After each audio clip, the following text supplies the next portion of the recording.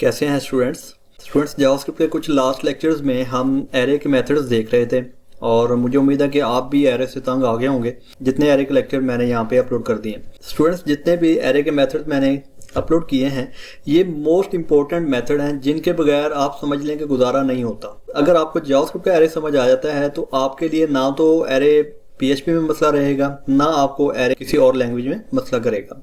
तो इसलिए ये करना बहुत ज़रूरी था।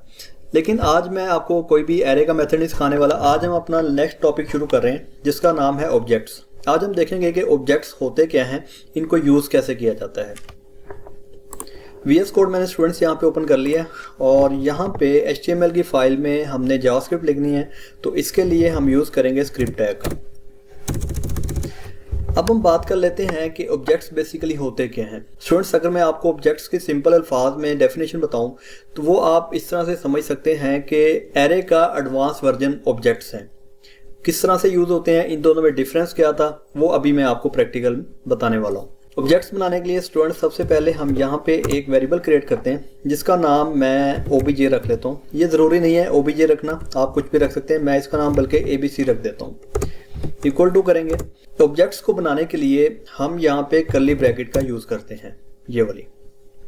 जबकि जब एरे बनाते थे तो एरे के लिए हमने स्क्वायर ब्रैकेट का यूज़ किया था। तो अभी हम ऑब्जेक्ट्स देख रहे हैं तो ऑब्जेक्ट्स के लिए आपको कर्ली ब्रैकेट का यूज़ करना होता है। अब हम यहाँ पे ऑब्जेक्ट्स बनाना स्टार्ट करते हैं। ऑब्जेक्ट्स में सबसे पहले एक प्रॉपर्टी होती है, प्रॉपर्टी के बाद उसकी वैल्यू होती है। फॉर एग्जाम्पल मैं यहाँ पे लिख लेता हूँ fname, मतलब फर्स्ट नेम। यहाँ पे आप कॉलन लगाएंगे और इसके बाद मैं फर्स्ट नेम लिख लेता हूँ, फॉर एग्जाम्पल गेट। यहाँ पे आप कॉमा लगाएंगे। अब हमें लिखना है लास्ट नेम। लास्ट नेम में मैं नॉलेज लिख देता हूँ, कॉमा। इसके बाद अगर आपने यहाँ पे ईमेल लिखना है या कोई भी आपने प्रॉपर्टी लिखनी है आप लिख सकते हैं। फॉर एग्जाम्पल मैं यहाँ पे गेट नॉलेज का ईमेल लिख देता हूँ।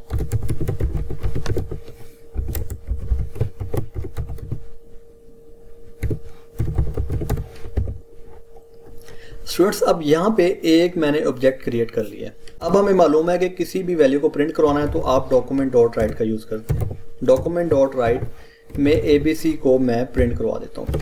इसका आउटपुट देखते हैं अभी। स्टूडेंट्स, आपके सामने यहाँ पे ऑब्जेक्ट आ रहा है। अब ये कैसे हो गया और ये क्यों हो गया, हमें वैल्यूज़ क्यों नहीं नज़र आई। स्टूडेंट्स, बेसिकली अब मैं आपको यहाँ पे बताना चाहूँगा कि ऑब्जेक्ट्स की वैल्यू को हम इस तरह डायरेक्ट एक्सेस नहीं कर सकते। इसको एक्सेस करने का एक मेथड होता है, वो मेथड मैं आपको इसके बाद बताता हूँ। उससे पहले मैं आपको कंसोल में इसकी वैल्यू दिखाता हूँ। कंसोल डॉट लॉग, यहाँ पे मैं ABC को ऐड कर देता हूँ। आउटपुट देखते हैं। इंस्पेक्ट करता हूँ मैं यहाँ पे आके। इंस्पेक्ट करने के बाद यहाँ पे कंसोल को ओपन करता हूँ। कंसोल में आपको यहाँ पे ऑब्जेक्ट नज़र आ रहा है। HTML फाइल का नाम है, index.html हमारी फाइल का नाम है। लाइन नंबर 25 में ऑब्जेक्ट एक नज़र आ रहा है। अब मैं इसको यहाँ से ओपन करता हूँ। क्लिक किया मैंने, आपके सामने यहाँ पे वैल्यूज़ शो हो रही हैं जो मैंने लिखी। ये प्रॉपर्टी होती है और ये इसकी वैल्यू होती है। अब इनका order basically A to Z set हुआ है, जैसे कि E पहले था, F बाद में, L उससे बाद में, मतलब A to Z आप समझ सकते हैं कि इसका ऑर्डर सेट होता है। अब यहाँ पे आपको प्रोटोटाइप में ऑब्जेक्ट भी नज़र आ रहा है।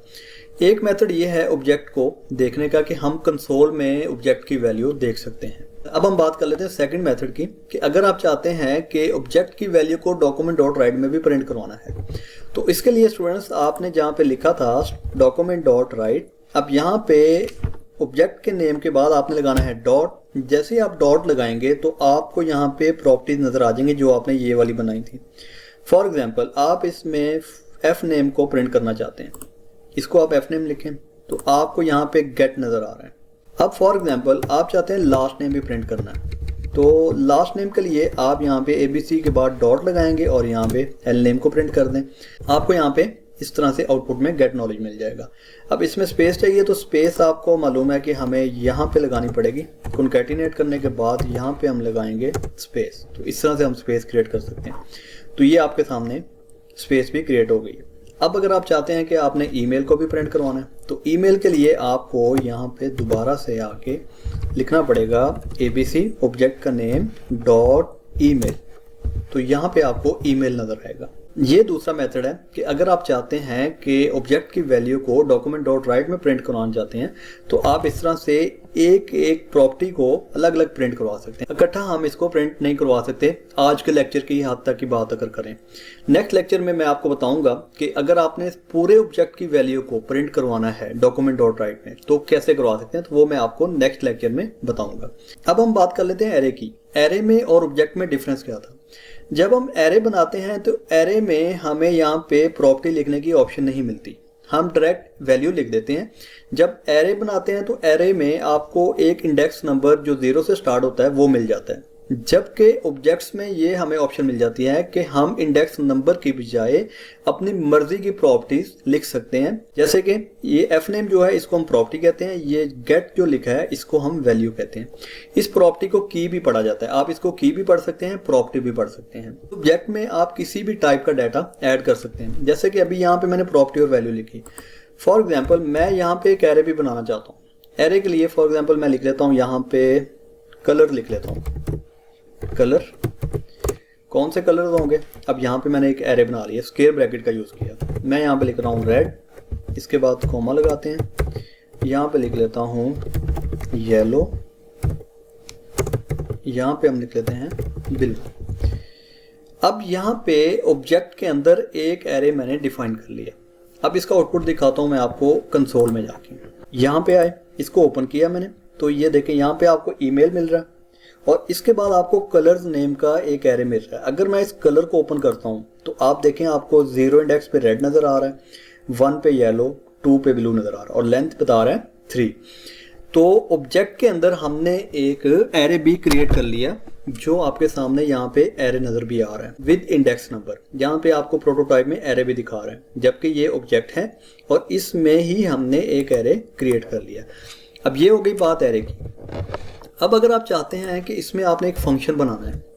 अब फंक्शन क्या होते हैं, फंक्शन अगर आपको नहीं मालूम कि फंक्शन होते क्या हैं तो मैं फंक्शन वाले लेक्चर का लिंक ऊपर आई बटन में दे दूंगा, आप फंक्शन को जाके देख सकते हैं वहाँ पे। अब यहाँ पे मैं लिखता हूँ फॉर एग्जांपल सैलरी लिख लेता हूँ और यहाँ पे एक मैं फंक्शन क्रिएट कर लेता हूँ। फंक्शन में रिटर्न करवा लेता हूँ और यहाँ पे मैं लिख देता हूँ फॉर एग्जांपल सैलरी है जी 1 लाख। अब इसका आउटपुट देखते हैं स्टूडेंट्स। इसको मैंने ओपन किया कंसोल में, आपके सामने यहाँ पे एक कलर आ रहा है, ये हमारा एरे है। यहाँ पे आपको एक सैलरी नाम की प्रॉपर्टी नजर आ रही है, जबकि इसके साथ एक एफ लिखा हुआ है। अब जैसे मैं इसको ओपन करूंगा तो आपको प्रॉपर एक फंक्शन नजर आएगा। ये देखें प्रोटोटाइप क्या है, कंस्ट्रक्टर फंक्शन, ये एफ फंक्शन के लिए यूज हो रहा है और यहाँ पे आपको सैलरी नजर आ रही है। तो इस तरह से आप ऑब्जेक्ट्स में किसी भी टाइप का डाटा ऐड करवा सकते हैं। आप इसमें स्ट्रिंग लिख सकते हैं, आप इसमें एरे बना सकते हैं, आप इसमें फंक्शन बना सकते हैं।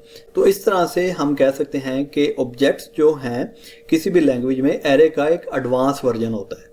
ठीक है, तो स्टूडेंट्स होपफुली आपको अच्छे से समझ आ गई होगी। अगर आपका इस बारे में कोई किसी किस्म का डाउट हो तो आप मुझे कमेंट सेक्शन में पूछ सकते हैं, मैं आपको आपके क्वेश्चन का रिप्लाई कर दूंगा। और अगर अभी तक आपने गेट नॉलेज चैनल को सब्सक्राइब नहीं किया तो आप गेट नॉलेज चैनल को सब्सक्राइब भी कर लें ताकि आने वाली हर इंफॉर्मेटिव वीडियो आप तक टाइमली पहुंच सके। इजाज़त दीजिए, अल्लाह हाफिज़।